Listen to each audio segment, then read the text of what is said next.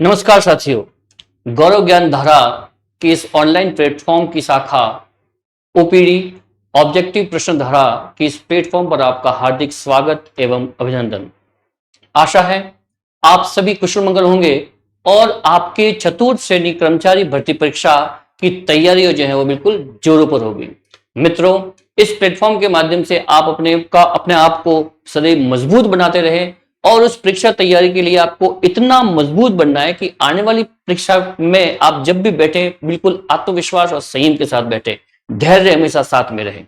इन्हीं आशाओं के साथ हम पढ़ रहे हैं क्रिया एवं उसके भेद। जैसा कि अंतिम क्लास में हमने जो क्रिया है, क्रिया की जो कर्म के आधार पर जो भेद थे, सकर्मक और अकर्मक के बारे में पढ़ा। उसमें जो सकर्मक क्रिया के जो भाग है, कर्मक और द्विकर्मक को लेकर भी पढ़ने, उनके उदाहरणों के माध्यम से पढ़ने का प्रयास किया। आशा है आपको समझ में आया होगा बिल्कुल ही। और फिर हमने जो प्रयोग और संरचना के आधार पर, जितने भी अर्थ के आधार पर जो 8 प्रकार थे, उन 8 प्रकारों पर हमने प्रयास किया था कि हम एक एक करके एक एक एग्जाम्पल को समझते हुए आगे चलेंगे। तो उनमें हमने जो 8 प्रकार थे, उन 8 प्रकारों में सबसे पहले हमने सामान्य क्रिया को उदाहरणों के साथ समझा, उसकी परिभाषा को समझा।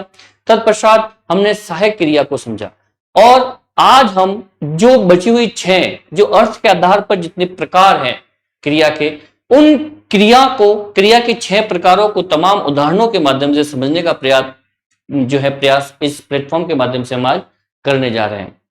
मित्रों, हम जिस लेवल से पढ़ रहे हैं वो लेवल बिल्कुल बेसिक है। आप विश्वास रखें कि जो हम बेसिक्स रूल्स और रेगुलेशंस के साथ में जिस प्रकार से हम एक एक प्रकरण को सुस्पष्ट करने का प्रयास कर रहे हैं, आप जब भी किसी भी प्रकार का प्रश्न व्याकरणिक दृष्टिकोण से जो प्रकरण हमने पढ़े हैं, जब आप उन अभ्यास पुस्तिकाओं में जब इस प्रकार से या इस प्रकरण से जुड़े जितने भी प्रश्न हैं, जब आप हल करने बैठेंगे तो ये कक्षाएं जो है जरूरी आपका सहयोग करेगी। बस आपकी आशा और आपका विश्वास बना रहे। इसी के लिए अपन देखते हैं कि किस तरह से जो है हम इस कार्य को आगे बढ़ाते रहते हैं। तो लीजिए मित्रों, स्टार्ट करते हैं आज की यह कक्षा। सर्वप्रथम अपनी पहली कक्षा, पहली जो अपनी क्रिया है उसमें सबसे पहले है संयुक्त क्रिया।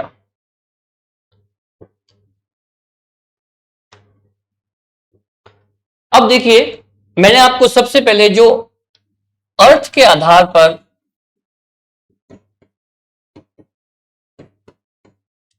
क्रियाएं हैं, उनमें मैंने सबसे पहले आपको साधारण क्रिया के बारे में बताया। तत्पश्चात मैंने आपको सहायक क्रिया के बारे में बताया। अब हम बात कर रहे हैं संयुक्त क्रिया की। तो देखिए मित्रों, इस संयुक्त क्रिया के बारे में अपन समझने का प्रयास करते हैं कि जब 2 या 2 से अधिक भिन्न अर्थ रखने वाली क्रियाओं का मेल हो, 2 या 2 से अधिक भिन्न अर्थ रखने वाली क्रियाओं का मेल हो, उसे अपन संयुक्त क्रिया कहते हैं। मतलब कि 2 क्रियाएं होगी। कितनी? 2 क्रियाएं, और दोनों ही क्रियाओं का जब मेल हो तो उसे अपन संयुक्त क्रिया कह सकते हैं।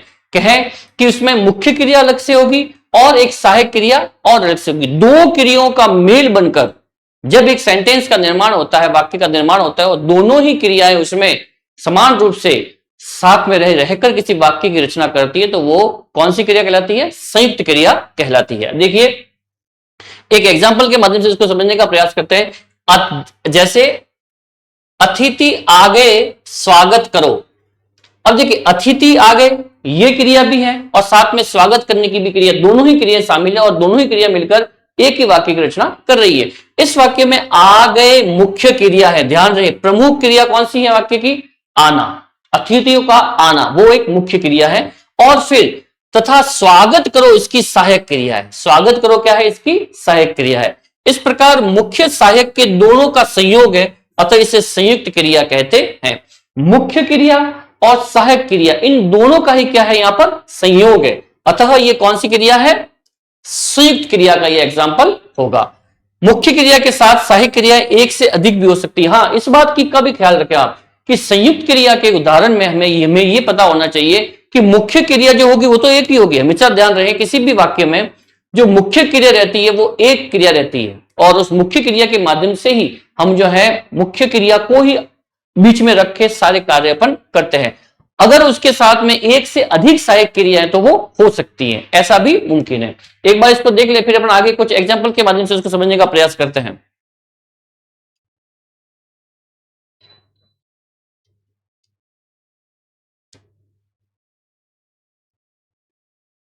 लीजिए कुछ एग्जाम्पल्स अपन देखते हैं।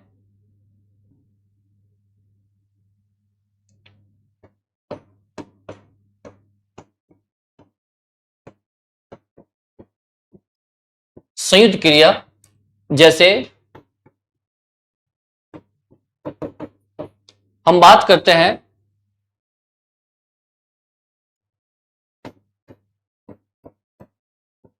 सुरेश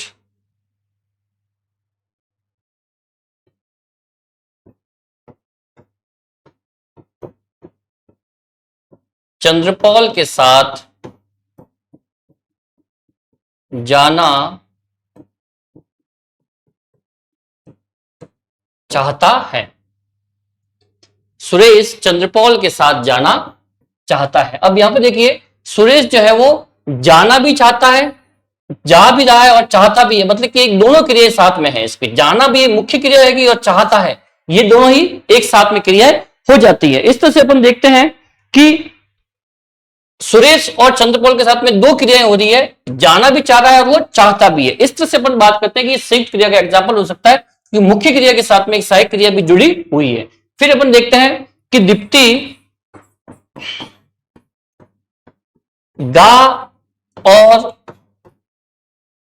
नाच रही है।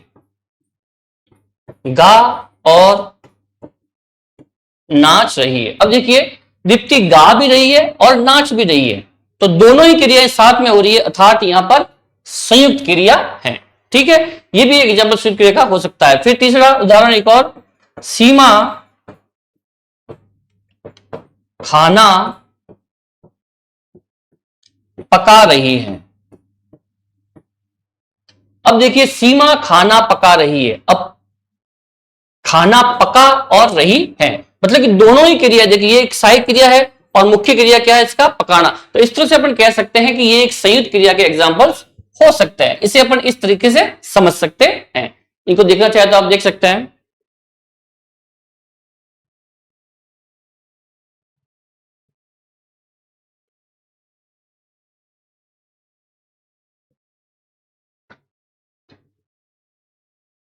अब चलते हैं अपन आगे नेक्स्ट क्रिया की ओर। ये संयुक्त क्रिया के एग्जाम्पल के साथ में इसको समझने का प्रयास हमने किया। अब लेते हैं नेक्स्ट नाम धातु क्रिया। अब देखिए आपके सामने एक नाम धातु क्रिया की बात आ रही है कि नाम धातु क्रिया ये भी अपने आप में एक अर्थ के आधार पर बढ़ने वाली क्रिया है, और इससे संबंधित जब क्वेश्चन आपकी प्रतियोगी परीक्षा में पूछा जाता है तो कहीं ना कहीं आपको एक बार हिचक बनती ही बनती है। लेकिन देखिए इन एग्जाम्पल के माध्यम से, इन परिभाषाओं के माध्यम से हम सही आंसर तक पहुंच पाएंगे। संज्ञा सर्वनाम विशेषण, इसकी परिभाषा, संज्ञा सर्वनाम विशेषण शब्द जब धातु की तरफ प्रयुक्त होते हैं उन्हें नाम धातु कहते हैं, और इन नाम धातु शब्दों में जब प्रत्यय लगाकर क्रिया का निर्माण किया जाता है तब वे शब्द नाम धातु क्रिया कहलाते हैं। अब देखिए संज्ञा सर्वनाम और विशेषण, मतलब कि जब संज्ञा शब्द हो, सर्वनाम शब्द हो और विशेषण शब्द हो, उन्हें जब धातु की तरफ प्रयुक्त होते हैं, वो किस तरह से धातु की तरफ प्रयोग होंगे तो उन्हें नाम धातु क्रिया कहते हैं। अतः ये नाम धातु शब्दों में जब प्रत्यय लगता है, जैसे कि एक कोई संज्ञा शब्द है, उस संज्ञा शब्द के साथ में जब कोई प्रत्यय लगकर जब कोई पद बनता है तो वो क्रियापद बन जाता है, अथवा वह एक नाम धातु क्रिया का जो है वो एग्जाम्पल रहेगा। जैसे देखिए हाथ ये संज्ञा शब्द है, अब हथिया एक नाम धातु हो गया, या हथियाना एक क्रिया हो गई। सुख, यहां पे एक और एग्जाम्पल, सुख विशेषण है और इस सुख के साथ में जब ना प्रत्यय जुड़ गया तो ये क्रिया बन गई। अपना है, इसके साथ में जब अपना और नाम धातु बनाने के लिए ना लग गया तो ये अपनाना हो गया। इस तरह से अपन कह सकते हैं कि जब संज्ञा और विशेषण संज्ञा शब्द, सर्वनाम शब्द और विशेषण शब्दों के साथ में जब कोई प्रत्यय लगता है तो प्रत्यय लगने के पश्चात जब जो क्रियापद बनते हैं वो अपने आप में नाम धातु क्रिया कहलाते हैं। जैसे कुछ एग्जाम्पल के माध्यम से उसको देखने का प्रयास करते हैं।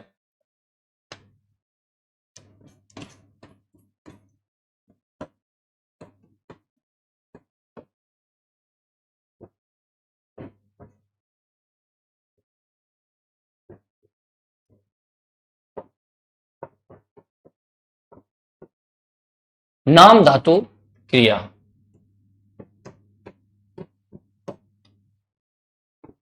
अब जैसे संज्ञा शब्द है शर्म, झूठ, लोभ, अब इनके साथ जब कोई प्रत्यय लगेगा तो प्रत्यय लगने से ये नाम धातु क्रियाएं बन जाती है। अब नाम धातु जैसे कि शर्म, शर्माना, झूठ, जुटलाना और लोभ, लुभाना। इस तरह से हम नाम धातु क्रिया में इसको बदल सकते हैं। फिर आगे एक और शब्द जैसे कि विशेषण शब्द लेते हैं कुछ, ये यहां पर ध्यान रहे ये संज्ञा शब्द थे।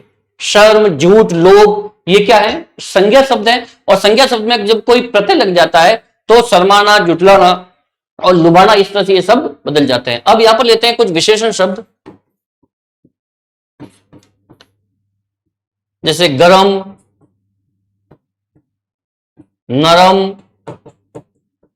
लज्जा। अब यहां पर देखिए नाम धातु बनाते हैं हम। गर्म जैसे कि ना लगे तो गरमाना, नरम, नरमाना और लज्जा, लज्जाना, लज्जाकर। इस तरह से हम देखते हैं कि किस तरह से संज्ञा या विशेषण से ये बनने वाले शब्द हैं और इन शब्दों के माध्यम से हम नाम धातु क्रिया में इसको चेंज कर सकते हैं। इसे आप देख सकते हैं अच्छे से। इन्हें देखकर आप इन एग्जाम्पलों को समझ सकते हैं कि किस तरह से नाम धातु क्रियापद जो है वो अपन बना सकते हैं। नाम धातु क्रिया के ये एग्जाम्पल्स हैं जिनको हम संज्ञा और विशेषण जो शब्द हैं इनमें कोई प्रत्यय लगाकर इसमें चेंज कर रहे हैं। जैसा कि अपन ने परिभाषा के तहत अपन ने देखा था कि देखिए यहां पर संज्ञा, सर्वनाम, विशेषण शब्द जब धातु की तरफ प्रयुक्त होते हैं, किसकी तरफ प्रयुक्त होते हैं? धातु की तरफ, उन्हें नाम धातु कहते हैं। और इन नाम धातु शब्दों में जब प्रत्यय लगाकर क्रिया का निर्माण किया जाता है, देखो क्या कहा, संज्ञा और शब्द, संज्ञा, सर्वनाम या विशेषण है वो नाम, वो धातु के रूप में कार्य करते हैं। और जब इनमें कोई प्रत्यय लगा दिया जाता है तो वो क्या बन जाएंगे? प्रत्यय लगाकर उसका क्रिया का निर्माण करते हैं तो वो नाम धातु क्रिया कहलाते हैं। जैसा मैंने आपको बताया शर्म, शर्म एक संज्ञा शब्द है और उसमें जब ना प्रत्यय लग गया तो वो क्या बन गया? शर्मा ना। ठीक है, तो उन्हें नाम धातु कहते हैं। इन नाम धातु शब्दों में जब क्या करेंगे अपन? प्रत्यय लगाएंगे, तब जाकर वो क्या बन जाएगा? नाम धातु क्रियापद बन जाते हैं। अब देखिए जैसे हाथ, हथिया, ये कुछ और एग्जाम्पल है, मैंने आपको समझाया है। और इन एग्जाम्पलों के माध्यम से भी हमने देखा कि ये जो एग्जाम्पल है वो आपके अधिक सटीक बनकर उभर के आते हैं, अधिक आपको ज्यादा इस बात को पुष्ट करते हैं, स्पष्ट करते हैं। इनको आप चाहे तो एक बार देख लो और इनका स्क्रीनशॉट लेना चाहे तो ले सकते हैं।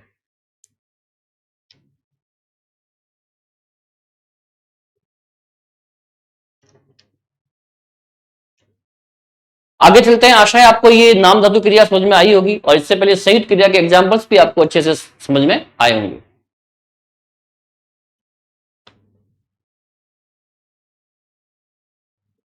अब देखिए नेक्स्ट है अपनी प्रेरणार्थक क्रिया। जैसा कि आप इस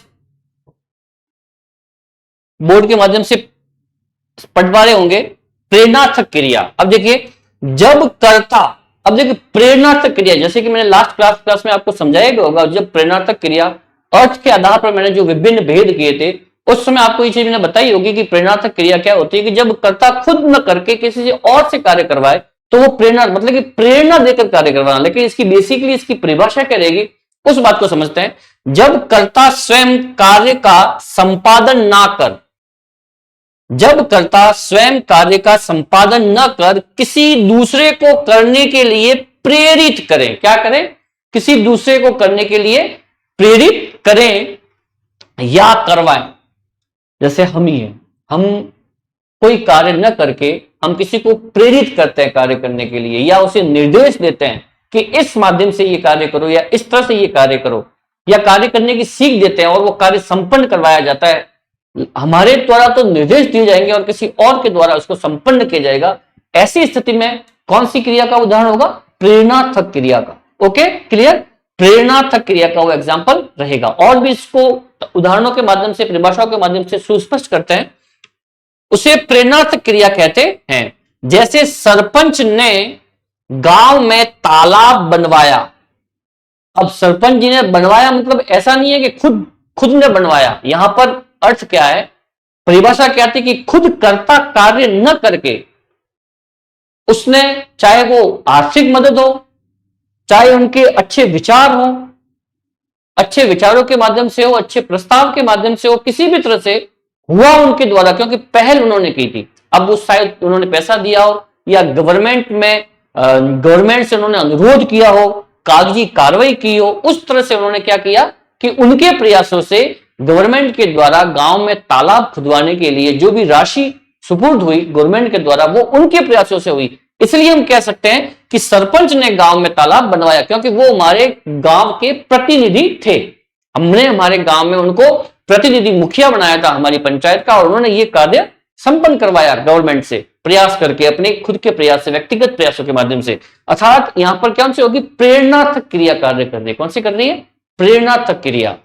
करवाया, सरपंच ने गांव में तालाब बनवाया। इसमें सरपंच ने स्वयं कार्य नहीं किया, जैसा कि मैंने आपको समझाया कि उसने स्वयं कार्य नहीं किया है, बल्कि अन्य लोगों को प्रेरित करें कर उसमें तालाब का निर्माण करवाया। अतः यहां प्रेरणार्थक क्रिया है। प्रेरित किया, चाहे गवर्नमेंट को किया हो, चाहे गांव वालों को उन्होंने प्रेरित किया हो, आर्थिक मदद देकर प्रेरित किया हो कि कुछ पैसा मैं दे देता हूं, कुछ पैसा आप लगाएं। इस माध्यम से गांव में जब तालाब बन जाएगा तो अपने पास में एक सुविधाजनक जो है सुविधा हो जाएगी, ताकि हम वहां से पानी के लिए अपन मजबूर न होने पड़े, या जब बारिश नहीं आती है, एक बार बारिश होने जाने के बाद पानी जो है वो संचय हो पाएगा। इस तरह की स्थितियां बनाकर प्रेरित करके उन्होंने एक कार्य करवाया, उसे अपन क्या कहेंगे? प्रेरणार्थक क्रिया। और भी इसको परिभाषाओं के माध्यम से पुष्ट करते हैं आगे। जब किसी वाक्य में दो क्रिया प्रयुक्त हुई हो तथा उनमें से एक क्रिया दूसरी क्रिया से पहले सिमटनी हो, तो पहले सिमटने वाली क्रिया, सॉरी, तो ये तालाब मतलब ये प्रेरणार्थक क्रिया होगी। अब मैं प्रेरणार्थक क्रिया को कुछ एग्जांपल से जो है यहां पर पोस्ट करूंगा। प्रेरणार्थक क्रिया उदाहरणों के माध्यम से इसको अपने यहां पर पोस्ट करेंगे। जैसे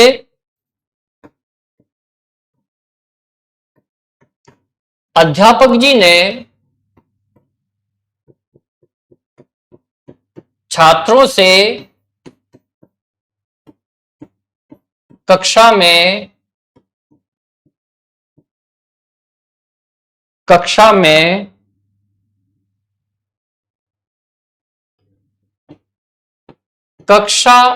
कार्य करवाया।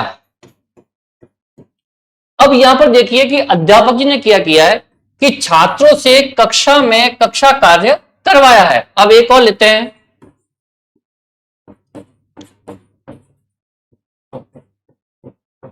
मालिक ने नौकर से पानी भरवाया। मालिक ने नौकर से पानी भरवाया, अध्यापक जी ने छात्रों से कक्षा में कार्य करवाया। एक और अपने एग्जाम्पल देखेंगे, पहले इनको पुष्ट करते हैं। अध्यापक जी ने छात्रों से कक्षा में कक्षा कार्य करवाया। अब क्या किया? उन्होंने खुद कार्य न करके छात्रों को निर्देश देकर के, बेटा आज का कक्षा का कार्य है, आपको इसी कक्षा में संपन्न करना है, और मैंने जो आपको प्रकरण करवाया है उससे संबंधित आपको अभ्यास करना है। तो उन्होंने खुद निर्देश दिए और निर्देशों के माध्यम से बच्चों को कक्षा में ही कार्य संपन्न करवा दिया। अर्थात यहाँ पे कौन सी क्रिया है? प्रेरणार्थक क्रिया। फिर मालिक ने नौकर से पानी भरवाया। अब क्या किया उन्होंने? पानी भरवाया, कि मालिक ने कहा कि तुम ये आज अभी पानी आ रहा है, तुम पानी भर दो। तो ऐसी क्रिया में अपन कह सकते हैं कि मालिक ने नौकर से पानी भरवाया, अर्थात यहां पे प्रेरित करके पानी भरवाया गया है, अर्थात यहां पर कौन सी क्रिया है, ये प्रेरणात्मक क्रिया की एग्जाम्पल है और प्रेरणात्मक क्रिया को यहां पर पुष्ट करते हैं। देख लें आप लोग, पढ़ना चाहे तो इसको लिखना चाहे तो लिख सकते हैं।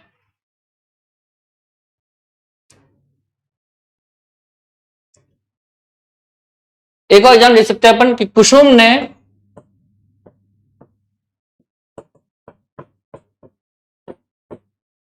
मेघा से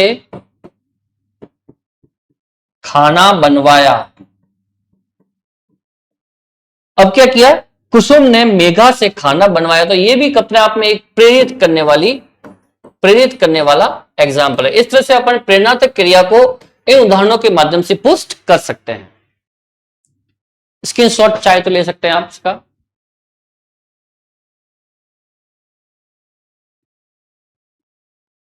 आशा है आपको प्रेरणात्मक क्रिया, संयुक्त क्रिया और नाम धातु क्रिया, ये तीनों ही क्रियाएं जो है वो अच्छे से समझ में आ रही होगी इन उदाहरणों के माध्यम से।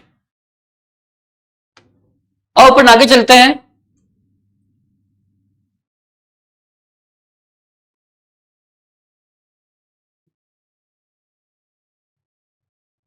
पूर्णकालिक क्रिया, कौन सी क्रिया है ये, पूर्णकालिक क्रिया। ये पूर्णकालिक क्रिया है।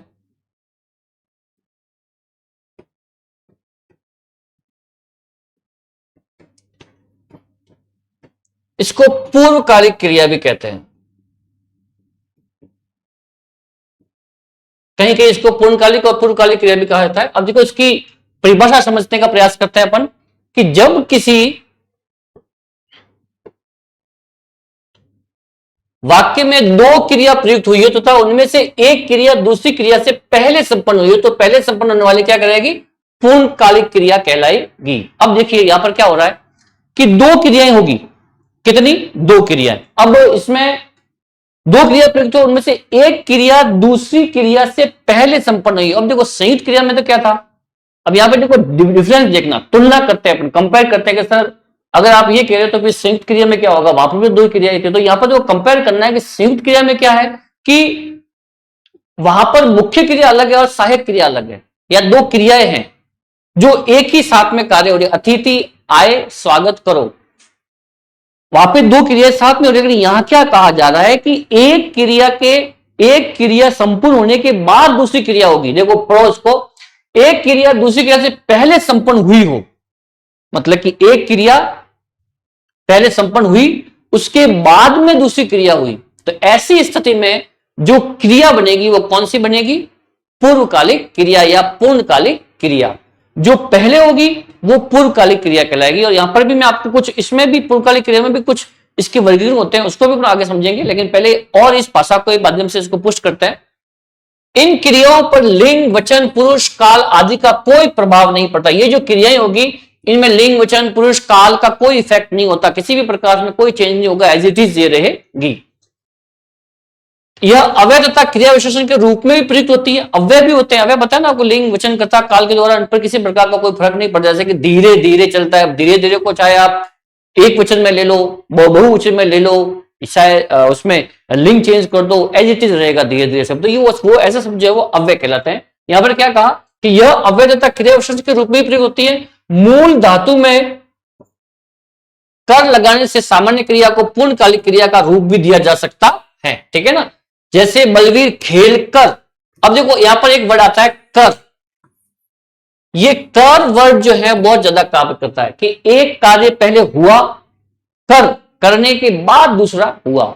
जहां पर भी कर वर्ड लगे मूल धातु के रूप में, वहां पर फिर क्या होगा, कहीं ना कहीं पूर्वकालिक क्रिया का एग्जाम्पल वो रहेगा। और आपको इस कर वाले शब्द को पकड़कर सीधा पूर्वकालिक क्रिया में ही उसको बता देना है कि हाँ ये इसी क्रिया का एग्जाम्पल है। देखिए यहां पर जो क्रियाओं के भेद हैं वो अलग अलग है। जैसे कि मैंने आपको सबसे पहले कर्म के आधार पर बताया, अब ये अर्थ के आधार पर 8 भेद है और 8 भेदों की तुलनाएं अलग अलग होती है, सारे सेंटेंस अलग होते हैं और सारे सेंटेंसेस में क्रियाएं भी अलग अलग प्रकार की रहती है। फिर कर्म के आधार पर थे तो वहां पर सकर्मक अकर्मक में डिफरेंस करना भी बहुत मुश्किल होता है, तो मैंने उसका भी आपको बताया कि किस तरह से आपको सबसे पहले क्रिया को देखना है, क्रिया के पश्चात में आपको कर्ता निश्चित करना है कि इस क्रिया को करने वाला कौन है और फिर आप उसके साथ में क्या लगाए। अगर उसका आंसर आता है तो सकर्मक, अदरवाइज अकर्मक रहेगा। ये चीज आपको यहां पर ध्यान रखनी है। अब देखिए और इसे थोड़ा सा और मजबूत करते हैं कुछ और एग्जांपल्स, कुछ और परिभाषाओं के माध्यम से, ताकि ये जो क्रिया है वो कहीं ना कहीं अगर कहीं पर भी प्रतियोगी परीक्षाओं में आपके सामने पूछी जाती है तो आप इसको अच्छे तरीके से हल कर सकते हैं। इन वाक्यों में खेल मूल धातु, अब देखो जैसे कि बलवीर खेलकर पढ़ने बैठेगा, एग्जाम्पल क्या है, बलवीर खेलकर पढ़ने बैठेगा, मतलब कि पहले तो वो खेला और खेलने के बाद वो पढ़ेगा, अर्थात उसका एक टाइम पीरियड फिक्स है, उसका एक शेड्यूल है अपने आप में कि भाई मेरा जो क्रियाकलाप है वो इस प्रकार से रहेगा कि पहले मैं 2 घंटे खेलूंगा बढ़िया, और खेल करने के बाद में मैं पढ़ने बैठूंगा। वह पढ़कर सो गया, पढ़ने के बाद सोया, कि मैं पहले तो पढ़ूंगा 2 घंटे, उसके बाद मुझे सोना है, चाहे कुछ भी हो जाए, मुझे 2 घंटे पढ़ाई करनी ही करनी है। तो इस तरह से जब पढ़कर, खेलकर, इस तरह के वर्ड आए, उसके बाद में एक और क्रिया हो, तो ऐसी कंडीशन में हमेशा कौन सी क्रिया रहेगी, पूर्णकालिक क्रिया रहेगी। पूर्णकालिक क्रिया कहलाएगी, कौन सी क्रिया कहलाएगी, पूर्णकालिक क्रिया के वो एग्जांपल्स, उदाहरण रहेंगे। अब ये तो होगी आपकी पूर्णकालिक क्रिया। अब मैं इसको कुछ एग्जांपलों के माध्यम से और पुष्ट करने का प्रयास करता हूं यहां पर।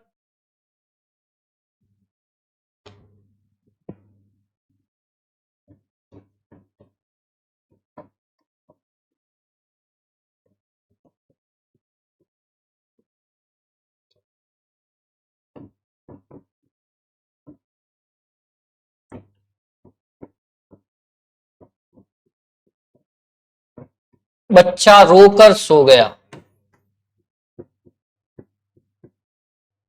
बच्चा रोकर सो गया।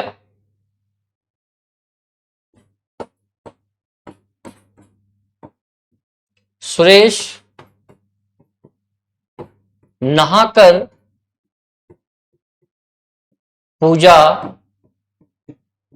करेगा, सुरेश नहाकर पूजा करेगा। हेमंत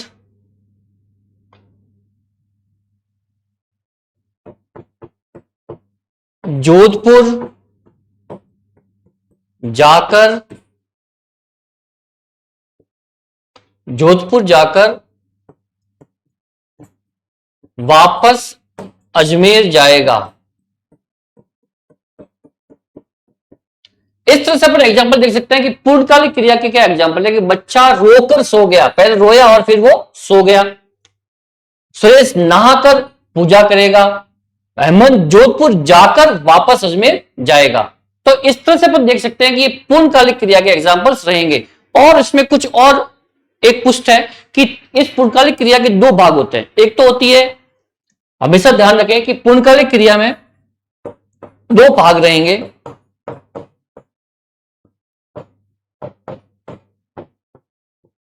जैसे 2 क्रियाएं होती है, एक एग्जाम्पल में आपके पास में 2 क्रिया रहती है, एक तो पूर्व में होगी और एक बाद में होगी।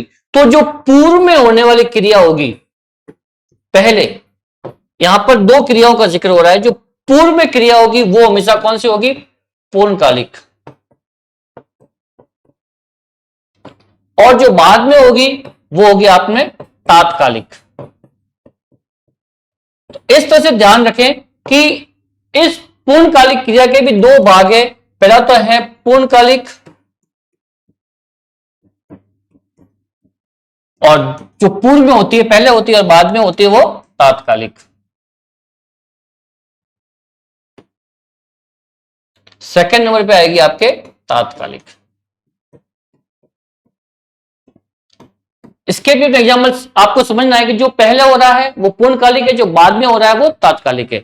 तो एक ही सेंटेंस में आपको पूर्णकालिक और तात्कालिक क्रियाओं को भी यहां पर देखना है, वो भी डिफरेंस पता करना है कि इसमें पूर्णकालिक कौन सी और तात्कालिक क्रिया कौन सी है, जबकि 2 क्रियाएं हो रही है। लेकिन ध्यान रखें, कर शब्द का ध्यान रखना है कि पहले एक क्रिया संपन्न होगी तब पश्चात दूसरी क्रिया होगी।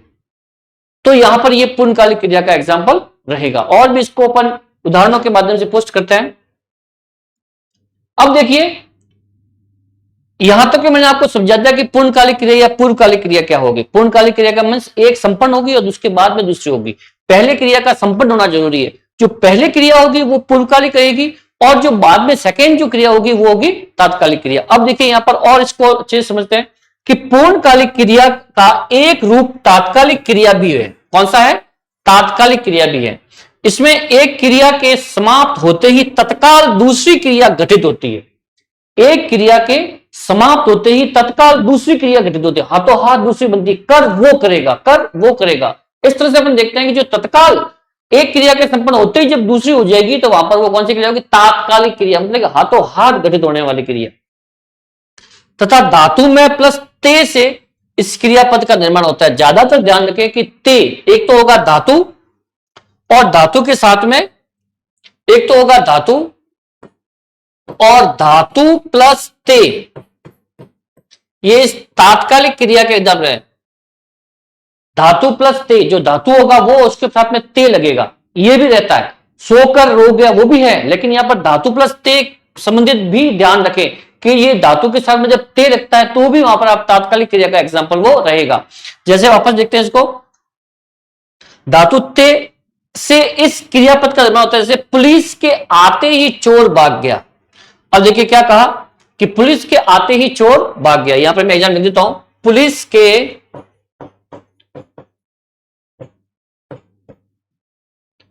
आते ही चोर भाग गया। अब देखो आते ही, पुलिस के आते ही चोर भाग गया, आते ही जिसमें ही ये वर्ड आएगा, आते ही चोर भाग गया, तो ये तात्कालिक क्रिया कहलाएगी। ऐसी कंडीशन में आपको ध्यान रखें जहां पर आते ही जब ये वर्ड आता है तो वहां पर भी तात्कालिक क्रिया का प्रवर्तक है। पुलिस आई, एक तो पुलिस का आना हुआ फर्स्ट और सेकंड चोर का भागना हुआ, तो आते ही जो क्रिया घटित होती है वो क्या होगा? तात्कालिक क्रिया का एग्जाम्पल रहेगा। आते ही चोर भाग गया, इसमें आते ही तात्कालिक क्रिया है। कौन सा है? आते ही तात्कालिक क्रिया रहेगी। पुलिस आई, आते ही, ये तात्कालिक क्रिया उसके बाद में घटने वाली। और एक तात्कालिक क्रिया का ये भी ध्यान रखिए कि पूर्वकालिक क्रिया और तात्कालिक क्रिया, मतलब कि पहले घटने वाली क्रिया जो पूर्वकालिक रहेगी और पहली क्रिया के संपन्न होते ही जब दूसरी क्रिया संपन्न होगी, जब उसके संपन्न होते ही पहली क्रिया के जब दूसरी क्रिया भी घटित होती है तो वो भी जो है तात्कालिक क्रिया का एग्जाम्पल रहेगा। इन दोनों ही क्रियाओं को इस तरह से समझने का प्रयास करें। आशा है आपको समझ में यह आई होगी। आप चाहें तो इसका ले सकते हैं स्क्रीनशॉट।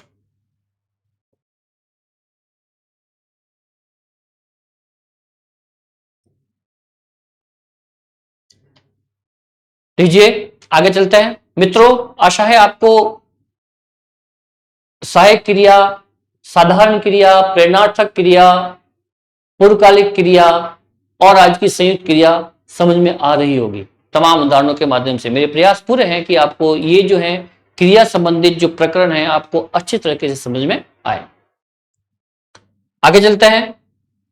अब आती है कृदंत क्रिया। कौन सी क्रिया? कृदंत क्रिया। अब देखिए ये भी अपने आप में बड़ी ही एक ऐसा क्रियापद है जिसको समझना, नियमों के साथ समझना जरूरी है। अदरवाइज क्या होता है कि जब इस प्रकार के प्रश्न पूछे जाते हैं तो सकर्मक कर्मक तो हर कोई कर लेता है, लेकिन ये कृदंत है, नाम धातु क्रिया है, ये इस तरीके के एक अपने आप में कंसेप्ट है जिनको बेहतरीन परिभाषा और उदाहरणों के माध्यम से समझना जरूरी है, अदरवाइज समझ में नहीं आती आपको। देखिए क्रिया शब्दों में जुड़ने वाले प्रत्यय। अब देखो जो क्रिया शब्द होते हैं, जिस तरीके से धातु होते हैं ना, क्रियापद, धातु मतलब कि देखो संस्कृत जननी में क्या कहा गया है कि क्रियापद जो है वो धातु ही होता है, ठीक है ना। अब जो क्रिया शब्द में जुड़ने वाले प्रत्यय कृत प्रत्यय कहलाते हैं। सबसे पहले तो क्या करना है कि जो क्रिया शब्दों के साथ में जो भी प्रत्यय जुड़ते हैं उसे क्या कहते हैं? अपन कृत प्रत्यय रखते हैं। क्या कहते हैं? कृत प्रत्यय कहते हैं। साधारण सी बात है, अपन ये प्रत्यय पढ़ेंगे तो और इसको अच्छे तरीके से पुष्ट करेंगे। तथा कृत प्रत्ययों के योग से बने शब्द कृदंत कहलाते हैं। अब जो कृत प्रत्यय होते हैं उन कृत प्रत्ययों के धातु के साथ में मिलाने पर जो शब्द बनता है वो क्या कहलाएगा? कृदंत प्रत्यय। कृत प्रत्ययों के योग से बने शब्द, क्रिया शब्द और क्रिया शब्दों के साथ में वो प्रत्यय जुड़ेंगे और प्रत्यय जुड़कर जब जो क्रियापद बनता है वो क्या कहलाता है? अपने आप में कृदंत क्रिया कहलाते हैं। क्रिया शब्दों के अंत में प्रत्यय योग से बनी क्रिया कृदंत क्रिया कहलाती है। और जितने भी शब्द होते हैं, क्रिया शब्द होते हैं, उनके पीछे जब प्रत्यय लगता है तब वो क्या कहलाता है? कृदंत क्रिया कहलाती है। जैसे देखो क्या कहा यहां पर जैसे क्रिया कृदंत क्रिया। अब ये चाल, चाल अपने आप में क्या है, एक धातु है, एक क्रिया है, क्रिया शब्द है, जिसके साथ में ये ना लग गया, ये ता लग गया, ये कर लग गया, तो ये क्या बन गए, अपने आप में क्रियापद बन गए, अर्थात इन्हें क्या कहेंगे अपन, कृदंत क्रिया कहेंगे, क्योंकि इनके पीछे, इन क्रिया शब्दों के पीछे प्रत्यय लगा है, और प्रत्यय लगने से ये जो है कृदंत प्रत्यय में बदल चुके हैं।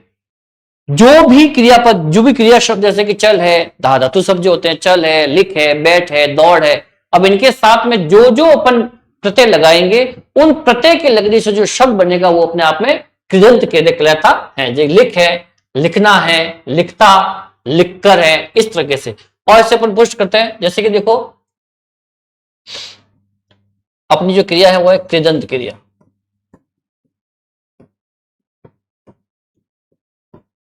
जैसे कि पढ़ है, लिख है और बैठ है। अब इसके साथ में पढ़ता या पढ़कर, लिखना, लिखते हुए,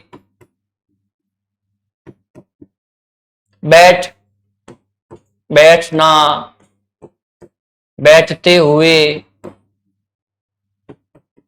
इस तरह से ये जो ना प्रत्यय या जो भी प्रत्यय जुड़ता है इन क्रिया शब्दों के साथ में, और जो शब्द बनते हैं वो क्या कहलाएंगे, कृदंत प्रत्यय कहलाएंगे। इस तरह से अपन इसे पुष्ट कर सकते हैं इन उदाहरणों के माध्यम से।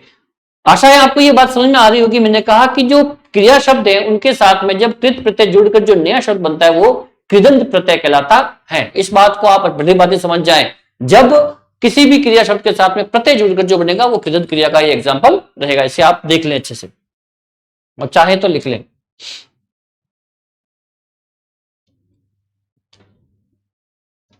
अब हम चलते हैं आगे, एक और अंतिम जो अर्थ के आधार पर जो क्रियाएं हैं उसमें एक अंतिम क्रिया रहती है। 7 प्रकार पढ़ चुके हैं हम, साधारण, सहायक, प्रेरणार्थक, पूर्वकालिक क्रिया, कृदंत क्रिया, नाम धातु क्रिया, इस तरह से ये अपन 7 पढ़ चुके हैं। और 8वीं है अपनी सजातीय क्रिया। अब देखो सजातीय क्रिया, सिंपल सा एग्जांपल है इसका, वे क्रियाएं जहां कर्म तथा क्रिया दोनों एक ही धातु से बनकर एक साथ प्रयुक्त होती है। देखो क्या कहा, क्रिया और क्रम एक ही धातु से, मतलब कि जो क्रियापद होगा, जो क्रियापद जो धातु जिस धातु से बनकर बना वो एक ही धातु का बना हो, क्रिया और क्रम दोनों ही एक हो।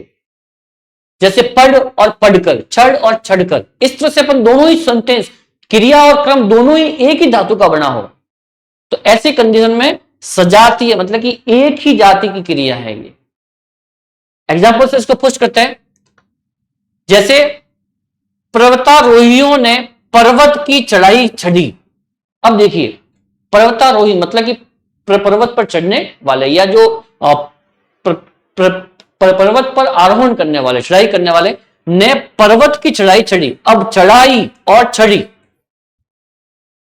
चढ़ाई चढ़ी, अब देखो छड़ और छड़ दोनों का ही जो धातु है वो एक है और इनमें अलग अलग प्रत्यय लगकर इन्होंने इस टाइप से इस सेंटेंस का निर्माण किया है, अर्थात यहां पर सजातीय क्रिया है। ध्यान रखें क्रिया और कर्म एक ही धातु के बने हो तब वो सजातीय क्रिया का एग्जाम्पल रहेगा। क्लियर। नेक्स्ट एक और उदाहरण, विद्यार्थियों ने प्रतियोगिता की पढ़ाई पढ़ी।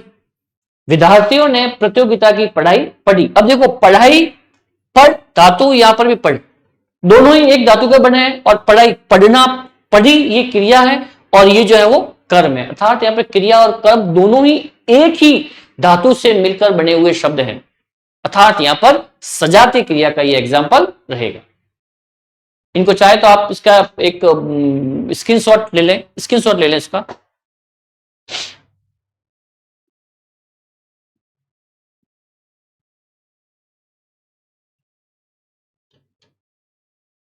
मित्रों यह कृदंत क्रिया का उदाहरण भी आपको अच्छे से समझ में आया होगा और सजातीय क्रिया भी मैंने इस परिभाषा उदाहरणों के माध्यम से इसको पुष्ट करने का प्रयास किया है। आप इन्हें बार बार पढ़ें और बार बार मेरे, देखो लिखने से ज्यादा मेरा बोलना अत्यधिक प्रभावशाली रहेगा। जो मैं कहता हूं, जो मेरी जो मैं जो मैं आपको एक्सप्लेन कर रहा हूं, व्याख्या कर रहा हूं, जिस जिस कंसेप्ट की, जिस संकल्पना की, उसको आप भलीभांति सुने। लिसन सबसे बेस्ट होता है, सुनना सबसे बेस्ट क्रिया है आप पढ़ने की। जो अच्छा सुनता है वो अच्छा बोल सकता है, और जो अच्छा बोल सकता है वो अच्छा पढ़ सकता है, और अच्छा पढ़ सकता है वो अच्छा लिख सकता है। LSRW थ्योरी जो हिंदी शिक्षण में सबसे ज्यादा महत्वपूर्ण कार्य करती है। तो सुनना बेहतर करें आप। अब लीजिए, हमारे भी हमने सबसे पहले कर्म के आधार पर जो क्रियाएं थी वो क्लियर हो चुकी है अपनी, अर्थ के आधार पर जो क्रियाएं थी 8 क्रियाएं वो भी क्लियर हो चुकी है। अब हम पढ़ रहे हैं काल के आधार पर, बहुत ही सरल और सीधी सी क्रिया है ये। समय के आधार पर आप क्रियाओं का पता कर सकते हैं। यहां पर देखिए, काल के आधार पर जिस काल में क्रिया संपन्न होती है, जिस काल में क्रिया संपन्न होती है उसके अनुसार क्रिया के 3 भेद हैं। क्रिया के 3 भेद हैं। पहला है भूतकाल, पास्ट, जो हो गया, हो चुका है। क्रिया का वह रूप जिसके द्वारा बीते समय में कार्य के संपन्न होने का बोध हो। जब आपको सेंटेंस, जब आप कोई वाक्य पढ़ते हैं और वाक्य पढ़ते हुए आपको ऐसा बोध हो कि ये तो कार्य हो चुका है, संपन्न हो चुका है, तो ऐसी स्थिति में वो भूतकालिक क्रिया का एग्जाम्पल रहेगा। भूतकालिक क्रिया का कहलाती है, जैसे वह विदेश चला गया, वह विदेश चला गया, यह चला गया विदेश, मतलब कि वो जा चुका है, अर्थात ये भूतकाल का कार्य है। मतलब कि ये भूतकाल में, पास्ट में, बीते हुए कल में ये बात आ रही है, अर्थात ये कहीं ना कहीं भूतकाल क्रिया का एग्जाम्पल रहेगा। उसने बहुत सुंदर गीत गाया। देखिए बहुत ही इजी है, जो काल के आधार पर जो भेद है वो बहुत ही इजी है, और सरल माध्यम से केवल आप सेंटेंस को पढ़कर उसका अर्थ ग्रहण करने के पश्चात ही सीधा सा उत्तर दे सकते हैं, अगर वो काल के आधार पर पूछ रहे हैं तो। उसने बहुत सुंदर गीत गाया, मतलब कि गा चुका है, न तो वो गा रहा है न उसे गाना होगा, वो गा चुका है था तो बीत चुका है, उसने गा लिया गाना और लोगों ने, सुनने वालों ने सुन लिया, अर्थात वो कौन सा है, भूतकालिक क्रिया का एग्जाम्पल रहेगा। सेकेंडरी, वर्तमान कालिक क्रिया, प्रेजेंट, क्रिया का वह रूप जिससे वर्तमान समय में कार्य के संपन्न होने का बोध हो।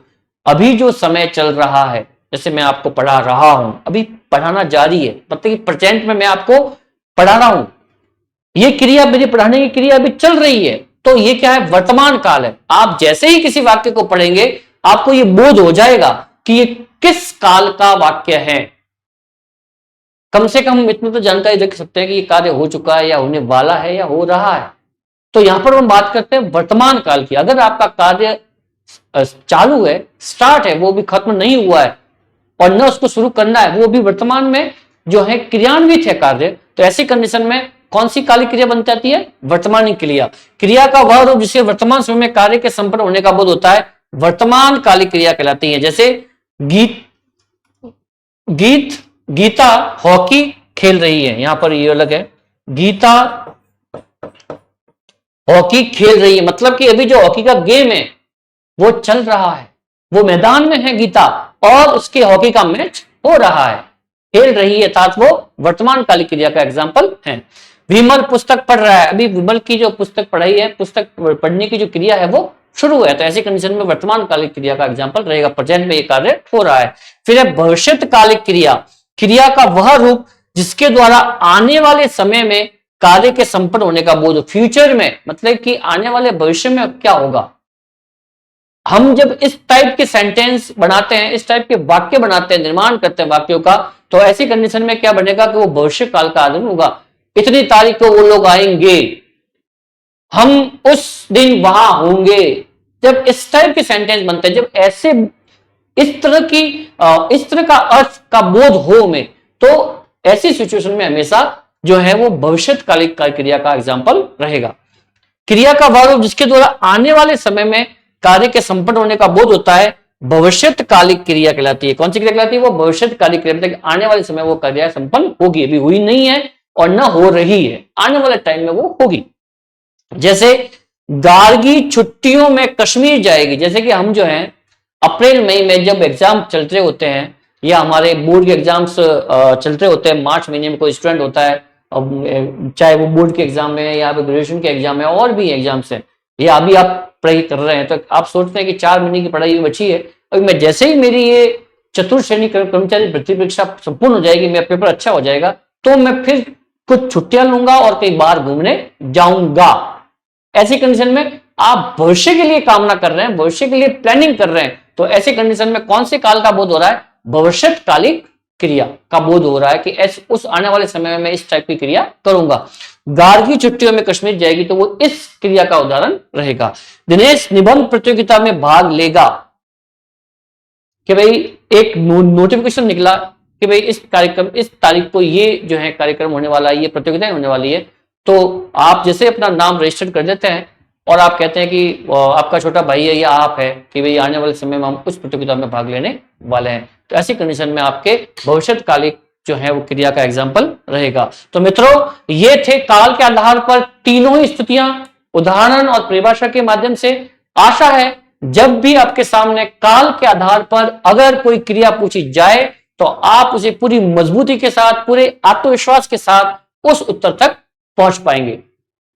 तो इसी के साथ अपना कर्म के आधार पर अर्थात अर्थ के आधार पर और काल के आधार पर तीनों ही क्रिया का यहां पर इस प्लेटफॉर्म के माध्यम से तमाम उदाहरणों के साथ और परिभाषाओं के साथ हम इसे संपन्न करते हैं। और आशा है आप भी इस बिंदु को अच्छे से समझ पाए होंगे, चाहे वो सकर्मक, अकर्मक हो, द्विकर्मक हो, प्रेरणार्थक हो, पूर्वकालिक हो या नाम धातु हो या कोई काल के अनुसार क्रिया हो। इन तमाम उदाहरणों को आप पढ़ें, इन परिभाषाओं को समझे। बार बार मेरे द्वारा जो जो वाक्यांश कहे गए हैं, जो जो मैंने यहां पर व्याख्या की है, उन वाक्यों को भी आप पढ़ते रहें, इन क्लासों को देखते रहें। 101% मैं आपको आशा दिलाता हूं कि क्रिया से संबंधित कोई भी क्वेश्चन रहेगा, कोई भी प्रश्न रहेगा, आपका वो बिल्कुल जो है आप उसके सही आंसर तक पहुंच पाएंगे। आशा है आप लोग सभी खुश रहें, कुशल मंगल लगे। धन्यवाद, मिलते हैं अगली क्लास में।